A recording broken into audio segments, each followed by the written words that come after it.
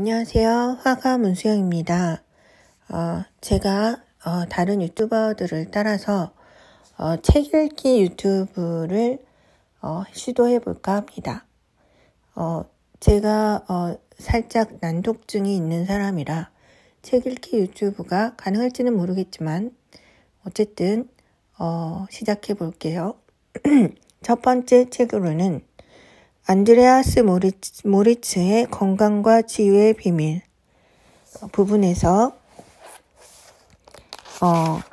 건강 회복의 비결 5장 부분을 읽어보려고 합니다. 생물학적 리듬의 불가사의. 일반인에게는 분명하지 않겠지만 인간의 몸은 생물학적 리듬에 따라 운영된다. 모든 장기기관 세포는 휴식과 활동의 정확하고 주기적인 패턴에 의해 제어되는데 우리는 이를 생명의 보편적 법칙이라고 부른다.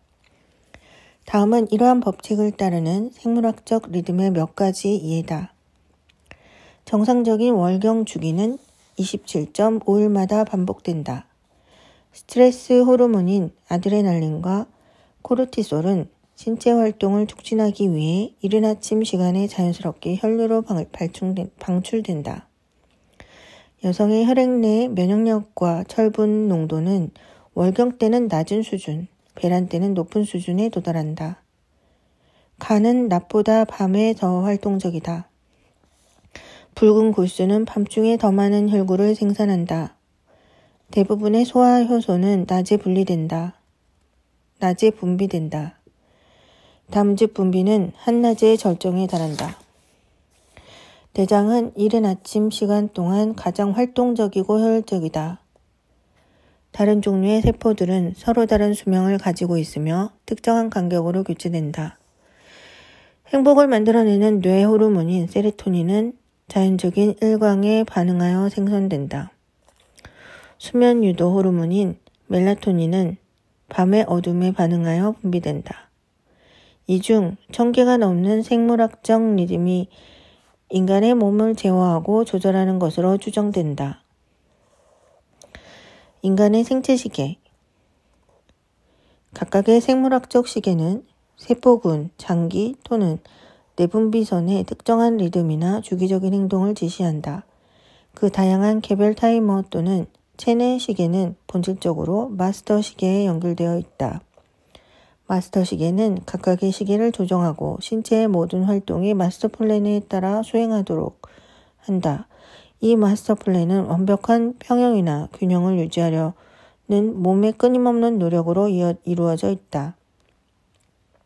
신체의 마스터 시계는 일주기 리듬, 괄호하고 24시간 주기는 주기로 변화하는 생물학적 리듬.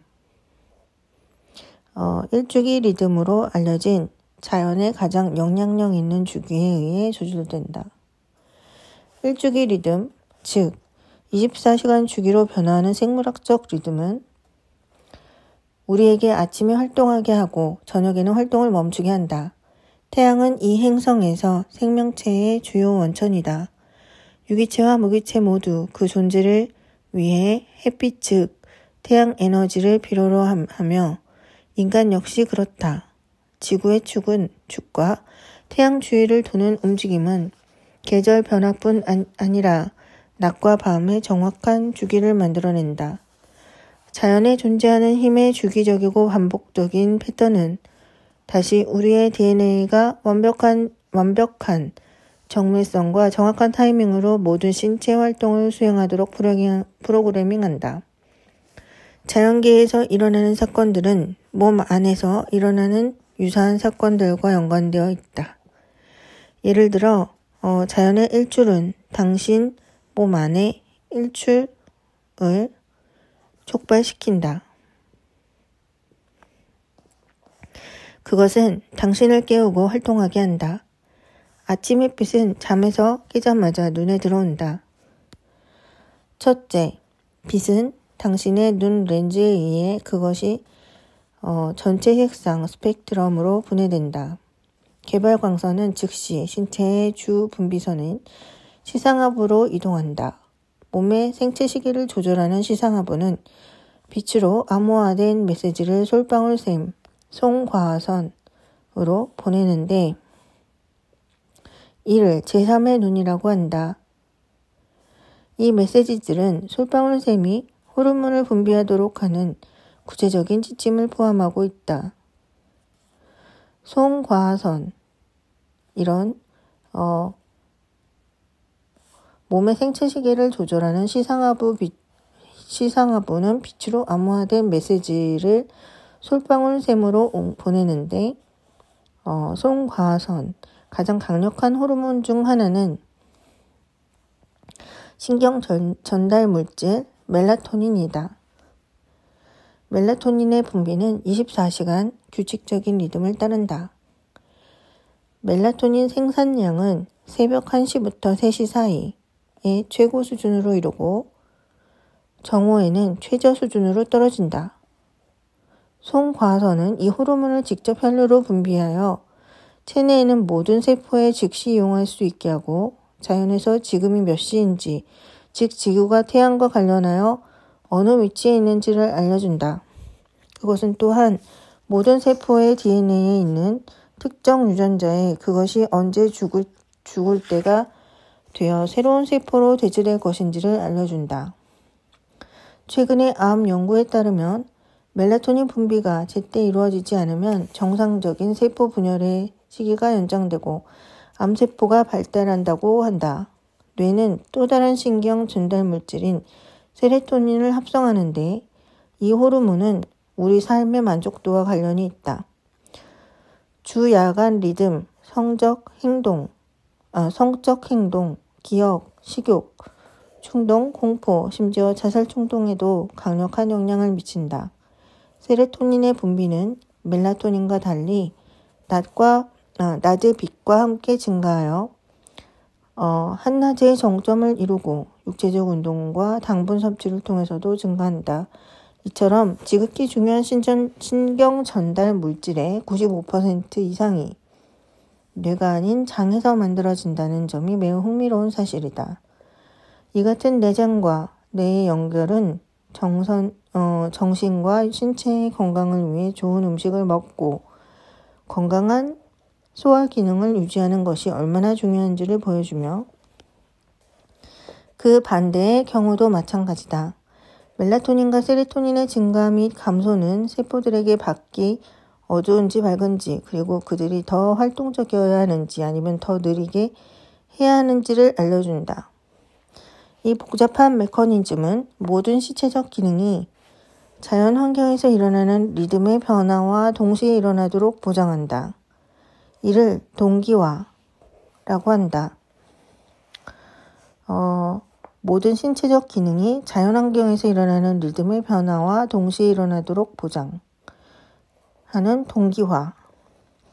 따라서 몸속 각 세포의 건강은 신체가 낮과 밤의 주기와 일치하고 조화를 이루는 정도에 달려있다.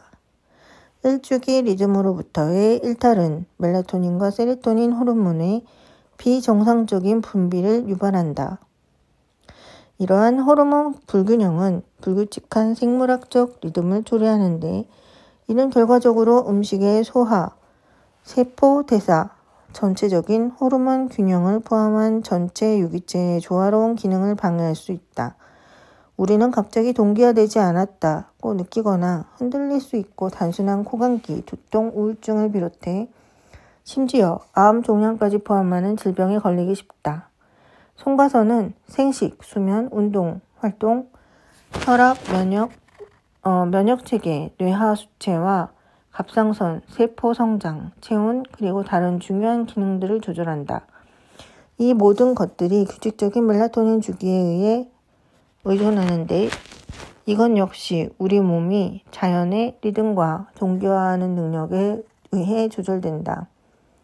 밤의 어둠에 반응하여 신체가 이용할 수 있게 된 멜라토닌의 양은 낮에 노출되는 자연광의 양에 반응하여 분비되는 세로토닌의 농도에 따라 달라진다. 낮에 빛이 약해지면서 세로토닌은 멜라토닌으로 자동 분해된다. 만약 당신의 몸이 자연광으로 충분한 양의 세로토닌을 만든다면 당신의 눈이 감겨있는 한밤에 충분한 양의 멜라토닌을 생산할 것이다. 빛에 노출되면 송가선은 충분한 양의 멜라토닌을 분비하지 않는다. 송가선은 당신의 연령대에 따라 오후 9시 30분에서 10시 30분 사이에 멜라토닌을 분비하기 시작한다. 그 시간에 카페인이나 음식 같은 자극제를 사용하지 않는다면 멜라토닌은 자연스럽게 졸음을 유발한다. 스페인 노화 연구 네트워크와 관련된 스페인 과학자들이 실행한 동물 연구에 따르면 멜라토닌은 노화의 영향을 더디게 할 수도 있다고 한다. 혈중 멜라토닌 수치가 높으면 신체는 스스로 재생하고 원기를 회복할 수 있다. 이것은 건강, 활력, 그리고 장수를 유지한다. 괄호하고 참고, 알약 황대의 멜라토닌은 인기 있는 수면 보조제지만 복용량과 타이밍이 일주기 리듬과 완벽하게 동기화된 신체 자체의 멜라토닌 생성을 방해한다. 괄호 닫고, 멜라토닌과 세로토닌의 주기는 서로 의존하며 우리의 변화하는 환경에 맞춰 조절된다. 이러한 자연의 리듬 변화를 무시하고 무한의 법칙에 반하여 생활함으로써 우리의 육체와 정신은 서로 조화를 이루지 못하게 되고 이것은 신체적, 정신적 질병의 주요 원인이 된다. 건강의 가장 큰 비결 중 하나는 우주와의 친밀한 관계의 발견에 있다. 자연과 우리가 분리되어 있다는 의식은 신체가 아닌 정신에만 존재할 수 있다. 신체는 외부 세계와 본질적인 연관성을 형성해 왔다. 신체의 모든 노력은 우리의 당면한 환경이나 달처럼 멀리 떨어진 환경과의 동기화를 지향하고 있다. 인간 생물학적 주기. 아르유베다는 생명의 과학을 의미하며 소우주는 대우주의 축소판이라고 주장한다. 마찬가지로 우리 몸은 우주의 거울이다. 신체는 매 순간 지속적으로 변화하는 환경과 반복되는 주기적 패턴에 적응하면서 심오한 변화를 겪는다. 아르유베다 의학은 이러한 주기에 대해 독특한 이해를 가지고 있다. 아르유베다는 24시간 동안 각각 2번 4시간 동안 몸과 마음에 강력한 영향을 미치는 3가지 중요한 힘, 즉 에너지를 알고 있다. 인간 신체의 온갖 복잡한 활동뿐 아니라 우주를 떠받치는 이 자연의 힘은 3개의 도샤, DOSHA, 3개의 도샤, 즉 바타, 피타, 카파로 알려져 있다. 이제 24시간 주기 동안 우리 몸에서 무슨 일이 일어나는지 자세히 살펴보자. 여기서 3개의 도샤, 즉 바타, 피타, 카파에 대해서 설명이 주어집니다. 첫 번째 카파 주기. 첫 번째 주기는 새로운 날의 출생으로 시작된다. 오전 6시에 일출이 시작된다고 가정하자 오전 4시 30분부터 5시 30분까지 자연이 깨어나기 시작한다. 태양이 더 높이 오를수록 자연은 점점 더 활동적이 된다. 아르유베다는 오전 6시부터 10시 사이를 카파 시간이라고 부르는데 이는 당신의 몸이 아직 조금 느리다는 것을 의미한다. 오전 6시부터 10시. 카파 시간은 신체의 힘과 체력을 모을 수 있게 해준다. 당신의 자명종의 도움을 받아 깨어나든 말든 신장의 분비샘은 오전 6시쯤 당신의 몸을 움직이기 위해 스트레스 호르몬인 코르티솔과 아드레날린을 분비한다. 그것은 배터리가 엔진을 움직이는 것과 비슷하다. 이때 체내의 성 호르몬도 점점 정점에 도달한다. 그리고 당신의 눈이 실제로 낮의 자연적 빛을 볼 수 있다면 뇌는 강력한 호르몬인 세로토닌의 생산을 증가시킨다. 이것은 당신이 스트레스 없이 즐거운 하루를 경험할 수 있는 행복한 열정을 만들어낼 수 있도록 도와준다. 첫 번째 피타 주기. 오전 10시. 태양의 고도가 높아지면서 열기가 오르기 시작한다.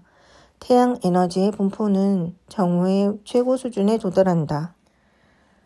오전 10시에서 정오 사이에 우리의 몸은 가장 경계심이 강하고 인지력이 좋다. 피타 시간은 오전 10시부터 오후 2시까지이다. 정오에는 소화의 불인 아그니가 가장 효율적이다. 즉 소화액, 담즙, 염산, 효소 및 기타 소화 물질이 가장 풍부하고 농축되어 있다. 피타 주기는 세로토닌 주기를 따르는데 대부분이 세로토닌이 정오의 소화기관에서 분비되므로 놀라운 일은 아니다. 강한 세로토닌 분비는 강한 아그니와 같다. 반면에 낮은 아그니는 식욕 부진, 체력 부족, 우울증을 동반한다. 하루 중 가장 큰 식사는 소화하기 위해 몸이 스스로 준비했는데 가벼운 식사만 하는 것은 연료통을 가득 채워야 하는 여행을 위해 자동차에 매우 적은 양의 연료를 채우는 것과 같다. 몸은 당신의 건강과 에너지를 유지하는 데 필요한 수많은 복잡한 활동을 하기에 충분한 연료를 공급받지 못하는 것이다. 이런 이유로 아유르베다 의학에는 정오에서 오후 1시 사이에 하루의 주요 식사를 먹으라고 충고한다.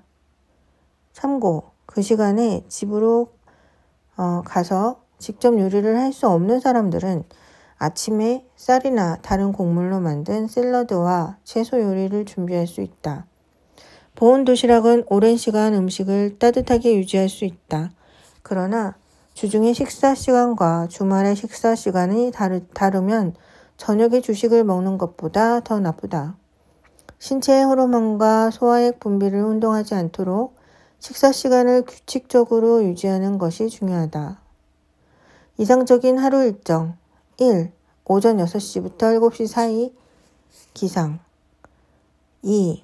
오전 7시에서 8시 사이에 가벼운 아침 식사 3.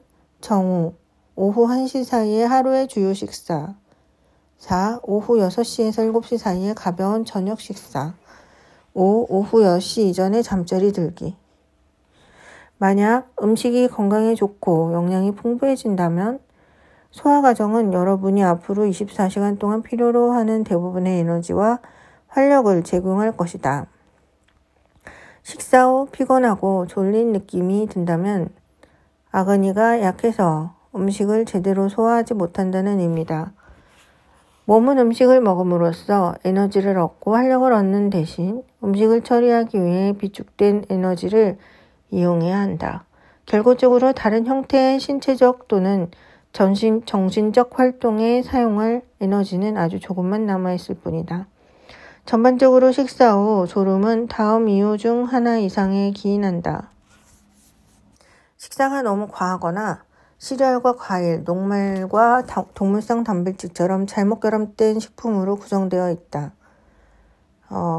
밤에 충분히 잠을 자지 못한다. 오후 1시보다 훨씬 늦게 점심을 먹는다. 소화를 쉽게 할 만큼 충분한 담즙을 분비하지 못한다. 첫 번째 바타 주기. 바타, VATA 또는 활동은 오후 2시에서 6시 사이 시간을 조절한다. 바타는 강을 통해 음식을 물리적으로 운반하며 바타는 장을 통해 음식물을 물리적으로 운반하며 영양분을 흡수할 뿐만 아니라 수족계의 체내세포로 가져가는 역할을 한다. 피타, 담즙 및 다른 소화액, 피타가 음식물에 일찍 작용하도록 해야 바타가 제 시간에 임무를 수행할 수 있다. 예를 들어 당신이 2시나 3시 늦은 시간에 점심을 먹으면 피타가 방해를 받는다. 담즙과 다른 소화액의 분비가 충분하지 못하면 영양분의 흡수를 약화시키는데 영양 결핍의 주요 원인 중 하나가 된다. 오후의 바타 시간은 다른 시간보다 더 효율적으로 정신활동과 공부에 도움이 되는데 신경과 신경세포 활동이 증가하기 때문이다. 따라서 비타 시간은 정보를 흡수하고 유지하는 데 효과적이다.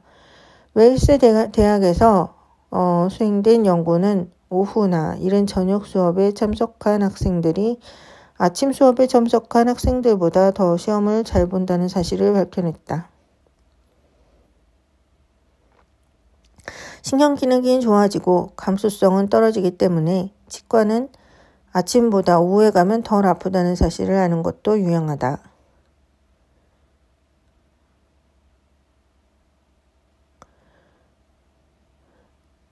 반면에 장 흡수 불량과 신진대사 불균형 같은 기존 문제들은 이 시간에 더욱 뚜렷해진다. 바타 불균형은 과민성, 초조함, 부글거림, 가스 등의 증가, 그리고 설탕이 들어있는 음식이나 차, 커피, 카페인이 들어있는 청량음료, 초콜릿 또는 담배와 같은 다른 자극제에 대한 갈망으로 나타날 수 있다. 대부분의 알코올 중독자들은 바타 시간이 끝나갈 무렵 하루의 첫 음주를 시작한다. 특히 오후 시간이 갈망한 인체가 소화기 질환과 영양실조로 고생한다는 것을 나타내며 이는 정오 무렵에 하루 주식을 먹지 않아 생기는 것일 수 있다. 두 번째, 카파 주기. 오후 6시가 지나면 햇빛의 에너지가 크게 감소하고 바타 활동도 줄어든다. 이는 또한 소화와 신진대사 그리고 다른 생리적 활동을 늦추는 저녁 카파 단계의 시작을 의미한다. 몸의 주기를 잘 맞추는 사람들은 카파 성질이 몸에 지배하기 때문에 시작하면 그것을 쉽게 받아들이는 경향이 있다. 태양이 움직이는 위치를 밀접하게 따르는 소화의 불아그니는 어둠의 시작과 함께 급격히 감소한다. 이 때문에 아유르베다는 가급적 오후 6시쯤에 가벼운 저녁 식사만 할 것을 권유한다. 이것은 잠들기 전에 음식을 소화할 수 있는 충분한 시간을 준다. 연구에 따르면 가장 중요한 소화 효소는 오후 8시 이후에는 더 이상 생산되지 않는다. 따라서 늦은 저녁, 식사, 오후 7시 이후는 제대로 소화되지 않고 위장에 남은 채 분해될 것이다. 사람들은 배에 돌덩이가 있는 느낌이나 목으로 치솟는 산의 고통이 소화불량의 징후임을 알고 있다. 카파 시간 6시에서 10시는 카파 시간 동안 몸과 정신은 더 무겁고 느린 성질을 받아들인다. 이는 수면에 도움이 된다. 그러나 카파 영양이 실제로 멈추기 전 오후 10시에 잠자리에 드는 것이 더 유익하다. 대부분의 사람들이 오후 9시에서 10시 사이에 나른하거나 졸음을 느낀다. 이러한 느낌은 뇌가 잠자러 가기를 원할 때 내는 자연스러운 신경안정제 분비에 기한한다. 하버드 대학교 의과대학 연구원들에 따르면 잠자는 동안 대부분의 뇌세포는 시상하부에 위치한 세포군이 보내는 화학적 신호에 의해 종료되는데 시상하부는 종종 뇌의 뇌라 불린다. 이와 같은 불구기는 우리가 잠을 잘 수 있게 해준다. 또한 멜라토닌은 수면 유도에 상당한 영향을 미치는 것으로 보인다. 왜냐하면 우리가 저녁 시간 동안 멜라토닌을 많이 분비할수록 우리는 더 깊은 잠을 잘 수 있기 때문이다. 오후 9시에서 30분에서 10시 사이는 졸음을 느끼지 않는 사람들은 멜라토닌 주기가 흐트러진 것이다. 오후 9시경에는 인체의 면역 수준이 떨어지는데 이는 염증에 대항하는 인체의 무기인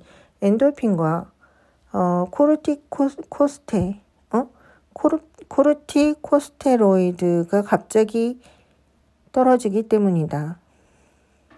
카파 시간 동안 신체는 다음에 설명된 바와 같이 아주 타당한 이유로 가능한 많은 에너지와 물리적 자원을 절약하려고 노력한다. 두 번째 타파주기. 두 번째 피타 주기. 피타가 23주기에 이 그라운드를 재기하기 전에 몸은 당신을 잠들도록 유혹한다. 피타의 영향력은 오후 10시에 시작하여 오전 2시까지 이어진다. 이 시간 동안 피타 에너지는 몸을 깨끗이 하고 재건하고 원기를 회복하는 데 쓰인다. 정령적인 피타 기관인 간은 이 시간에 신체 대부분의 에너지를 받고 총 500가지가 넘는 기능을 수행하며 놀라운 범위의 활동을 수행한다. 여기에는 신체의 모든 부분에 필수적인 영양소와 에너지를 공급하고 유해 물질을 분해하고 혈액을 정화하는 것이 포함된다. 게다가 간세포는 이때 담즙을 만들어내는데 이 담즙은 다음날 음식, 특히 지방을 소화하는 데 필요하다. 간의 가장 중요한 기능 중 하나가 단백질 합성이며 단백질은 세포 호르몬, 혈액 성분들의 주요 구성 요소 역할을 한다. 간은 활동적인 기관이어서 상당한 양의 에너지를 사용한다. 이 장기 대사율이 높으면 열이 많이 발생하기 때문에 간은 체내 주요 열 발생 기관으로서 역할을 한다. 그러나 몸의 생물학적 리듬을 계속 무시하고 이 주기 동안 깨어 있으면 간의 중요한 활동을 수행하는 데 쓸 에너지가 크게 줄어들어 간 기능 저하, 간 내 담석, 건강 저하 등의 결과를 낳는다. 책 읽는 영상을 계속하겠습니다. 안드레아스 모리츠의 건강과 치유의 비밀. 제5장에서 지금 적절한 수면이 중요한 이유를 연속해서 읽겠습니다. 간은 이러한 책임과 다른 책임들을 충족시키기 위해 얻을 수 있는 모든 에너지를 필요로 한다. 하지만 그것은 피타 시간인 밤에 잠을 잘 때에만 충족될 수 있다. 음식을 억지로 소화시키거나 정신적, 육체적 활동을 함으로써 간이 야간에 사용할 에너지를 다 써버리면 이 중요한 기간이 극히 중요한 일을 하기에는 에너지가 너무 적게 남아있게 된다. 대부분의 이용 가능한 피타 에너지는 반드시 간으로 행해야 하고 그중 일부는 신장 쪽으로도 행해야 한다. 이것은 신장이 혈장을 여과하고 체액의 균형을 유지하며 정상적인 혈압을 유지하는 데 도움을 준다. 뇌는 무게가 몸의 50분의 1에 불과하지만 몸 전체 혈액의 4분의 1 이상을 사용한다. 그러나 밤중에 피타 주기 동안 뇌의 뒤쪽에 위치한 대부분의 혈액은 저장과 정화를 위해 간으로 이동한다. 이때 당신이 정신적, 육체적 활동을 한다면 간은 제대로 기능을 할 수 있는 혈액을 충분히 받지 못하고 혈액을 충분히 정화시킬 수 없다. 이것은 간과 혈류의 독성 물질이 축적되는 결과를 낳는다. 만약 독소가 혈액 속에서 계속 순환하면 장기와 기관의 중간 액체, 괄호하고 결합 조직에 정착하여 산도를 높이고 손상을 입힌다. 여기에는 간도 포함된다. 높은 혈중 독소는 스트레스 호르몬 분비, 집중력 장애, 모세혈관, 동맥, 심장, 근육의 손상으로 이어질 수 있다. 대부분의 심장 질환은 혈액에서 유독성 유해 물질을 제거하는 간의 기능이 부실할 때 생기는 결과물이다. 간의 가장 기본적인 활동을 하는 데 필요한 에너지를 주지 않는 것은 질병의 씨앗을 몸 전체에 뿌리는 것이다. 수면은 자정 전과 후의 두 부분으로 나눌 수 있다. 성인의 경우 가장 중요한 정화 및 회복 과정은 자정 전 2시간의 수면 중에 일어난다. 여기에는 흔히 아름다운 잠이라고 부르는 깊은 수면을 포함한다. 깊은 수면은 오후 11시부터 자정까지 약 1시간 동안 지속되며 몸의 산소 소비량이 약 8% 감소하는 꿈없는 수면 상태에 들어간다. 이때 엄청난 육체적 휴식과 이완을 가져온다.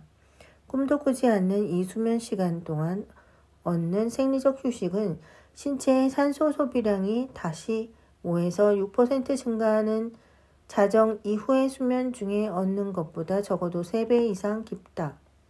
흔히 성장 호르몬에 알려진 성장 인지는 깊은 잠을 잘 때 많이 분비된다. 이 강력한 호르몬은 세포의 성장, 회복, 원기를 회복시키는 역할을 한다. 성장 호르몬이 충분하지 않으면 더 빨리 늙는다. 최근 미용 시장의 유행은 환상적으로 다시 젊어 보이게 하는 합성 성장 호르몬을 소비하는 것이지만 심장병과 암을 포함한 파괴적인 부작용을 일으킬 수 있다. 반면에 깊은 수면 중에 일어나는 것처럼 신체가 적절한 시기와 양으로 이러한 호르몬을 만든다면 나이가 들어도 활력 있고 젊은 신체를 유지할 수 있다. 깊은 수면은 자정이 지나면 결코 찾아오지 않으므로 적어도 자정이 되기 2시간 전에 잠자리에 들어야 한다. 규칙적으로 깊은 잠을 못 자면 몸과 정신이 극도로 지친다. 이것은 아드레날린, 코르티솔 혹은 콜레스테롤과 같은 스트레스 호르몬이 지속적으로 분비되는 형태로 비정상적인 스트레스 반응을 유발한다. 그렇다. 콜레스테롤은 스트레스와 함께 상승하는 스트레스 호르몬이 맞다. 당신은 이처럼 인위적으로 유발된 에너지 급증을 당분간만이라도 계속 유지하기 위해 담배, 커피, 차, 사탕, 카페인 음료나 술을 섭취하려 들 수 있다. 그러나 몸의 에너지 비축량이 고갈되면 만성피로가 생기고 각성제도 더 이상 작용되지 않는다. 피로는 오늘날 건강 문제의 주 원인 또는 보조 요인이다. 당신이 피곤함을 느낄 때 피곤한 것이 마음만이 아니다. 실제로 피로할 때는 심장, 배, 소화기관, 배, 소화기관, 신장 등 신체의 장기와 기관을 구성하는 모든 세포가 낮은 에너지로 고통받고 재기 등을 할 수 없게 된다. 당신이 피곤할 때 당신의 뇌는 더 이상 적절한 양의 물, 포도당, 산소, 그리고 아미노산을 제공받지 못하게 된다. 그것들을 가장 필수적인 영양소이다. 뇌 영양소의 공급이 부족하면 더 많은 피로를 포함하여 사람의 정신, 신체, 행동에 커다란 문제가 생길 수 있다. 예를 들어 밤에 운전할 때 당신의 몸은 계속해서 수면을 유도하는 호르몬인 멜라토닌과 싸워야 하는데 멜라토닌은 당연히 당신의 몸을 가장 낮은 수준의 성능과 활동으로 유지하려고 노력한다. 시간생물학의 연구에 따르면 자정이 지난 뒤 주의 집중 시간이 크게 줄어든다고 한다. 이것은 실수하거나 사고를 당할 위험을 극적으로 증가시킨다. 대부분의 고속도로 교통사고는 밤중에 생활하고 공장 내 사고는 야간 근무 때 발생할 가능성이 20% 이상 더 높다. 캘리포니아 대학교 샌디에고의 캠퍼스의 의사들은 몇 시간 동안 잠을 못 자면 다음날 피곤함을 느낄 뿐 아니라 면역체계에 영향을 미쳐 인체의 감염 퇴치 능력을 손상시킬 수 있다는 사실을 발견했다. 피로감이 증가하면서 면역력이 떨어지기 때문에 당신의 몸은 박테리아, 미생물, 바이러스로 스스로 방어할 수 없게 되기 때문이다. 또한 체내 유해 물질 축적을 효율적으로 대처할 수 없게 된다.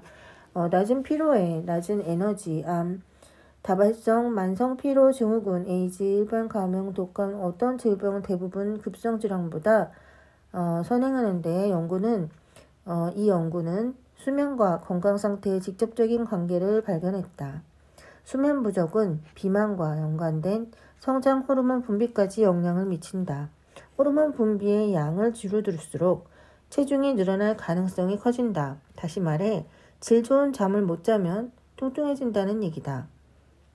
게다가 혈압은 보통 수면 주기 동안 떨어지는데 수면이 중단되면 이러한 정상적인 혈압 강화에 악영향을 미쳐 고혈압과 심혈관 질환으로 이어질 수 있다. 마지막으로 불충분한 수면은 인슐린을 사용하는 인체의 능력을 손상시켜 당뇨병을 유발한다. 그러니까 수면을 취하는 동안 타인을 괴롭히는 행위는 타인의 건강을 심각하게 침해하는 행위입니다. 어떠한 동의도 얻지 않고 타인의 수면 방해를 하는 행위는 가령 나라 사람이 국가의 국민을 불법적으로 하는 일이 있다면 수정되어야 합니다. 그리고 수정될 것입니다. 야간 불빛의 어두운 측면, 암 성장. 앞에서 말한 바와 같이 암과 관련하여 가장 중요한 발견 중 하나는 혈중 멜라토닌 수치가 낮으면 암의 위험이 급격히 증가한다는 것이다. 세계에서 가장 종합적이고 오래된 암 연구인 간호사 건강연구의 2006년 1월 보고서에 따르면 등록된 간호사들의 낮은 혈중 멜라토닌 수치가 암 발병 위험의 50배 높은 원인이 되는 것으로 밝혀졌다. 간호사들은 업무 특성상 수면 주기에 차질을 빚는다. 멜라토닌은 체내세포의 수면 주기를 통해 통제하는 역할을 하는 유전자를 조절한다. 멜라토닌이 체내세포의 수면 주기를 통제하는 역할을 하는 유전자를 조작한다. 즉, 밤중에 멜라토닌을 적게 만들수록 세포는 자연적인 수면 주기를 넘어서서 암에 걸릴 가능성이 높다. 밤에 멜라토닌 생성을 막는 행위를 하게끔 가해를 하는 입장에 손은 쪼그라들 것입니다. 야간의 멜라토닌 분비에 대한 빛의 해로움의 첫 번째 징후는 설치류에서 관찰되었다. 뉴욕 쿠퍼스타운에 있는 메리 이모진 바셋 연구소의 데이비드 블레크스는 쥐의 경우 밤새 약간 햇빛이 암에 극적인 영향을 미칠 수 있다고 말한다. 블레스크는 멜라토닌을 억제하는 일정한 빛에 쥐를 노출시키면 종양이 특히 빨리 자랄 수 있다는 사실을 보여주었다. 소량의 빛도 신체의 자연적인 생물학적 리듬에 방해될 수 있다.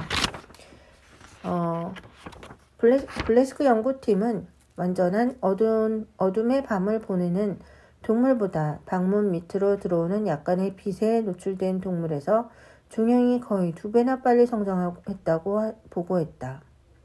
블레스크는 30년 이상 암 연구를 수행했고 특히 지난 20년 동안은 멜라토닌을 연구했다. 멜라토닌이 암 성장을 억제하고 빛이 멜라토닌 생성을 억제한다는 발견은 암 치료 및 예방 관련하여 기념비적인 성과다. 블레스크에 따르면 멜라토닌은 빛과 어둠의 환경 주기에 대한 정보를 암세포에 포함한 신체의 모든 세포에 전달하는 근본적인 신호라고 말했다. 수면 부족과 관련된 더 많은 질병은 미국 50%가 한 번쯤 수면 부족 때문에 고통받는 것으로 추정된다면서 수면 부족의 원인을 다음과 같이 얘기했습니다. 매년 발생하는 자동차 사고 수천 명의 사망자들은 최소 20%가 수면 부족이며 스트레스의 끝없는 반복이 있고 수많은 실패한 관계와 가정폭력, 보잘것없는 근무 실적에 제한된 잠재 수입에 영향을 미치고 장애 휴직으로 인한 소득 손실이 있다고 합니다. 수면 부족한 사람들의 평균이요. 수면 부족하지 않은 사람들의 평균보다 이 정도의 손해가 있다고 하네요. 거기다가 약물 남용을 하게 되고 우울증, 불안증, 공격성 판단력 저하가 있게 되며 시험에서의 부진한 성적이 있다고 합니다. 자, 수면 부족이 계속되면은 그러면 그 사람은 어떻게 될까요? 수면 부족이 계속된다면 그 사람은 지금과 같은 목록에 있는 걸 못 오겠겠죠. 그렇기 때문에 수면 부족 상태에 강제 링크하는 자들을 본인 동의 없는 강제 링크에 대해서는 강력 처벌을 해야 됩니다. 점점 더 많은 어린이들이 수면 부족의 희생양이 되고 있다. 아동 발달에 있어 수면의 중요한 역할과 수면 장애 부정적인 영향이 반복적으로 입증되었다. 발표된 연구에 따르면 아이들의 정신병은 불충분한 수면과 그에 따른 피로와 졸음에 의해 야기되거나 악화될 수 있다. 수면장애와 신경심리학적 기능 사이에는 특히 강한 관계가 존재한다. 수면장애는 종종 아이들의 주의력 결핍 과잉 행동 장애와 관련지었는데 수면 부족과 그로 인한 졸음이 ADHD와 같은 증상을 야기할 수 있기 때문이다. 수면 부족과 졸음이 ADHD를 야기할 수 있다고 합니다. 부족한 수면이나 수면 방해로 인해 학습과 주의력이 크게 저하된다는 분명한 징후가 있다. 이는 아이들에게만 국한되지 않는다. 가장 피곤한 것은 자정이 되기 전에 2시간의 수면 시간을 놓치는 데서 비롯되는데 이때가 가장 중요한 수면 시간이다. 자연스러운 깊은 수면 요법을 포기하지 않는 질병 치료는 신체의 치유 시스템, 면역 체계가 활력있고 효율적인 수면 주기에 의존하기 때문에 지속적인 성공으로 이어질 수 없다. 소화의 불인 아그니를 조절하는 피타 역시 저녁을 늦게 먹거나 피타 시간 괄호하고 야간 괄호 닫고에 피타 시간에 간식을 먹을 때 방해가 된다. 밤중에 피타를 악화시킴으로써 점심시간 전후에 피타의 기능을 방해하여 간, 비장, 담낭, 위, 췌장, 장애를 일으킨다. 잠이 안 오거나 자주 깨는가?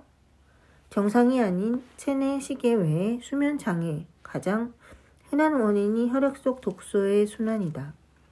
대부분의 독소는 음식을 제대로 소화하지 못하거나 저녁에 과식하거나 잠자리를 들기 직전에 먹어서 생긴다. 이러한 독소들은 알코올처럼 뇌 장벽을 통과하여 뇌로 들어가 잠재적으로 뇌세포를 손상시킬 수 있다. 자, 그렇기 때문에 잠자는 시간을 방해하는 행위는 살인 행위입니다. 잠자는 시간에 전파장을 이용해 타인의 수면을 방해하는 자들은 처벌받아야 됩니다.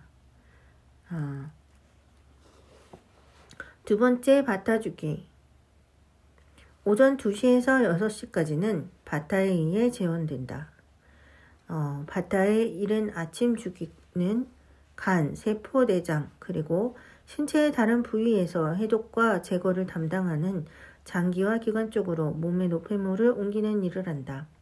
이에 따라 림프계는 유해 미생물, 대사 노폐물, 세포 파편, 낡은 세포, 질병으로 손상된 세포를 중화시킨다. 직장은 배변 물질을 고체화하고 장 비우기를 촉진한다. 신장은 소변을 방광에 전달하여 배뇨 활동을 일으킨다. 피부는 이때 포면화되기 시작하는 노폐물을 받아들인다. 따라서 아침에 씻거나 샤워를 하는 것이 중요하다. 몸 전체가 쓸모없는 노폐물을 배출하는 쪽에 맞춰져 있다.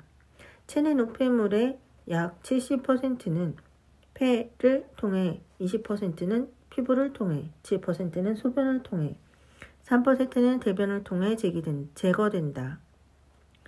체내 노폐물의 70%가 폐를 통해 제거되는군요. 이들 장기에서 나오는 체내 노폐물의 70%가 폐를 통해 제거됐기 때문에 일부러 오토바이를 타고 배기가스를 뿌리며 타인에게 벤젠을 뿌리면서 달리는 행위는 살인행위입니다. 일부러 타인에게 배기가스를 맞게 하기 위해서 오토바이로 타겟된 사람의 주변에 일부러 나타나서 배기가스를 뿜는 행위는 살인행위입니다. 그렇기 때문에 그런 행위를 하는 집단은 밝혀질 경우 처벌받아야 합니다. 오토바이 운전면허증을 박탈해야 됩니다. 자,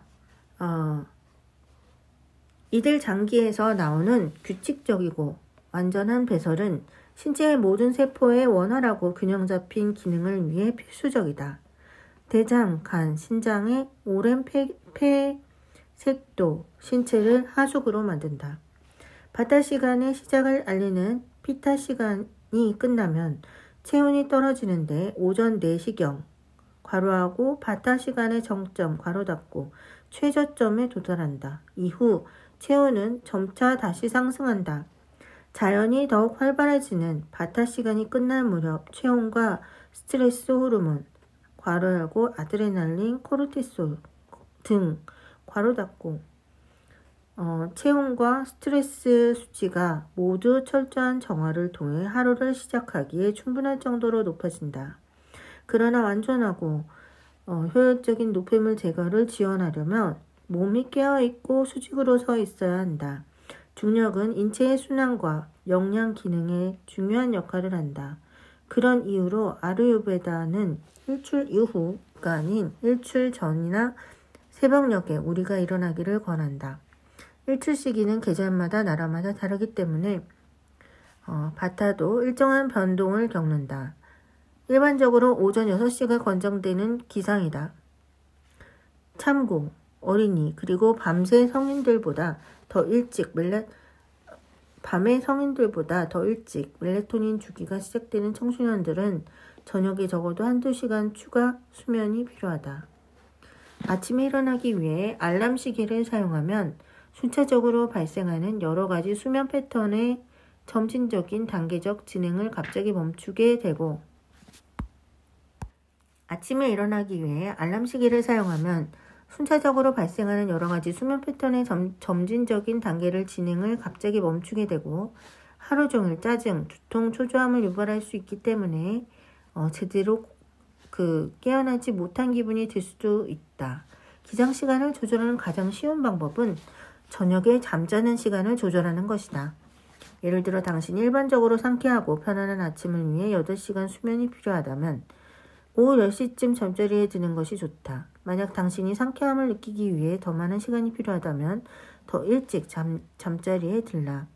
괄호 열고 대부분의 어른들은 약 8시간이 필요하지만 괄호 닫고 7시간의 수면만 필요하다면 오후 10시쯤 잠자리에 들어 오전 5시에 일어나는 것이 바타가 효과를 발휘하기에 좋은 시간이다. 배변은 체내에서 가장 강한 형태의 운동으로 많은 에너지를 필요로 한다. 이때 몸의 노력을 돕기 위해 우리는 일찍 일어나야 한다. 밤에 일찍 자고 아침에 일찍 일어나는 것은 당신이 받을 가장 중요한 건강 권고사항 중 하나다. 이를 생활에 적용하는 것이 현명할 것이다. 자, 여기까지 읽고 잠시 쉬겠습니다.